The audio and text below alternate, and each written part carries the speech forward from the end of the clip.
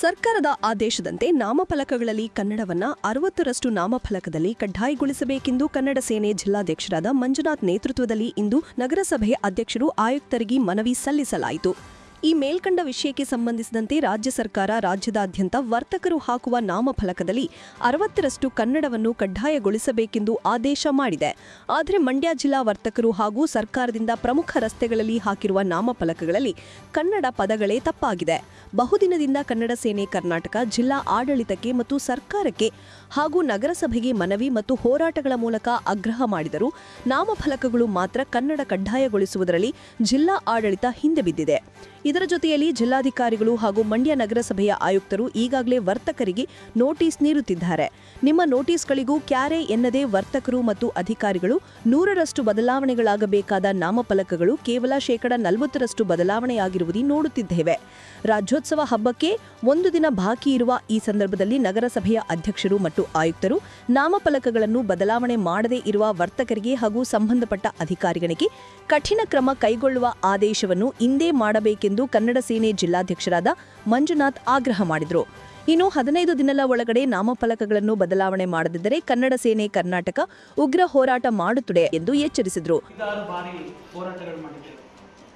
ನಾಮಫಲಕಗಳನ್ನ ಮಂಡ್ಯದಲ್ಲಿ ಬದಲಾವಣೆ ಮಾಡಬೇಕು.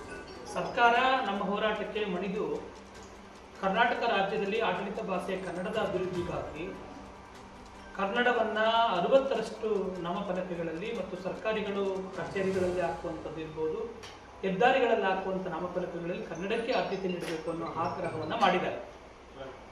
60ರಷ್ಟು ಆಗಿದೆ, ಆದರೆ ಆದೇಶವಾಗಿ ಉಳ್ಕೊಂಡಿದೆ. ಆದೇಶ ಪಾಲನೆಯಂತೂ ಮಾಡೋಕ್ಕಾಗಿಲ್ಲ. ಸರ್ಕಾರ ಅತಿ ಹೆಚ್ಚು ಕನ್ನಡ ಮಾತನಾಡುವ ಮಂಡ್ಯ ಜಿಲ್ಲೆಯಲ್ಲಿ ಅಖಿಲ ಕನ್ನಡ ಸಾಹಿತ್ಯ ಸಮ್ಮೇಳನ ಕೂಡ ನಡೀತು. ಆದರೆ ಅಖಿಲ ಕನ್ನಡ ಸಾಹಿತ್ಯ ಸಮ್ಮೇಳನದಲ್ಲೂ ಮಂಡ್ಯ ಜಿಲ್ಲಾ ಆಡಳಿತ ನಗರಸಭೆ ನಾಮಫಲಕ ಬದಲಾವಣೆ ಮಾಡಿಸಲೇ ಇಲ್ಲ. ಈಗ ಇನ್ನೊಂದೇ ಒಂದಿನ ನವೆಂಬರ್ ಕನ್ನಡ ರಾಜ್ಯೋತ್ಸವ ಆಚರಣೆಗೆ ಹಬ್ಬಕ್ಕೆ ಒಂದು ದಿನ ಬಾಕಿ ಉಳ್ಕೊಂಡಿದೆ. ನಾವು ಮಂಡ್ಯ ನಗರಸಭೆಗೆ ಕನ್ನಡ ಸೇನೆ ನೇತೃತ್ವದಲ್ಲಿ ಒಂದು ಮನವಿ ಮಾಡ್ತಾ ಇದ್ದೀವಿ. ಏನು ಮನವಿ?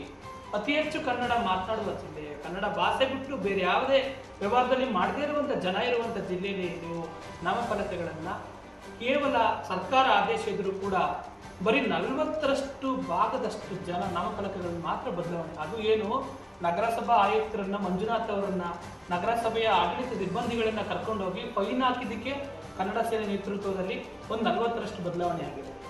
ಇಲ್ಲಿಯವರೆಗೆ ಯಾವುದೇ ಹೆದ್ದಾರಿಗಳಲ್ಲಿ ಹಾಕಿರುವಂಥ PWD ಲೋಕೋಪಯೋಗಿ ಇಲಾಖೆಯಿಂದ ಹಾಕಿರುವಂಥ ನಾಮಫಲಕಗಳಾಗಲಿ ಮತ್ತು ನಗರಸಭೆ ಲೈಸೆನ್ಸ್ ಅನ್ನು ಪಡೆದಂಥ ವರ್ತಕರು ಹಾಕಿರುವಂಥ ನಾಮಫಲಕಗಳಾಗಲಿ ಯಾವುದೇ ಬದಲಾವಣೆ ಆಗದೇ ಇರುತ್ತೆ. ಇದನ್ನ ಕನ್ನಡ ಸೇನೆ ಕರ್ನಾಟಕ ತೀವ್ರವಾಗಿ ಖಂಡಿಸುತ್ತೆ. ಕನ್ನಡ ವಿರೋಧಿ ಚಟುವಟಿಕೆಗಳನ್ನ ನೀವೇ ಮಾಡ್ತಾ ಇದ್ದೀರಿ.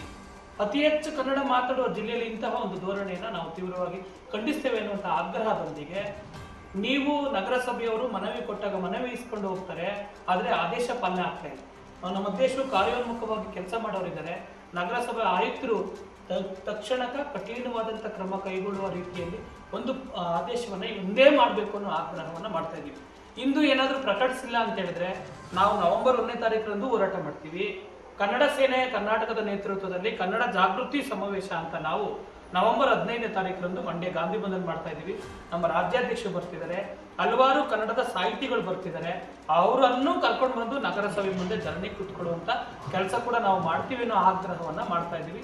ಯಾವುದೇ ಕಾರಣಕ್ಕೂ ಈ ಒಂದು ಮನವಿಯನ್ನು ಉಡಾಫೆಗೊಳಿಸದೆ ಸರ್ಕಾರ ತಕ್ಷಣಕ್ಕೆ ಮನವಿಯನ್ನ ಮತ್ತು ಸರ್ಕಾರ ಆದೇಶವನ್ನ ಪಾಲನೆಯ ಮಾಡಬೇಕಾಗಿರೋ ಕರ್ತವ್ಯವನ್ನು ಹೊಣೆಗಾರಿಕೆಯನ್ನ ಜಿಲ್ಲಾಡಳಿತ ಮತ್ತು ನಗರಸಭೆ ಕ್ರಮ ಕೈಗೊಳ್ಳಬೇಕು. ಅದಕ್ಕೆ ಸಂಬಂಧಪಟ್ಟಂತ ಅಧಿಕಾರಿಗಳು ತಕ್ಷಣಕ್ಕೆ ಪ್ರತಿಯೊಬ್ಬ ಎಲ್ಲ ವರ್ತಕರಿಗೆ ನೋಟಿಸ್ ಕೊಡಬೇಕು.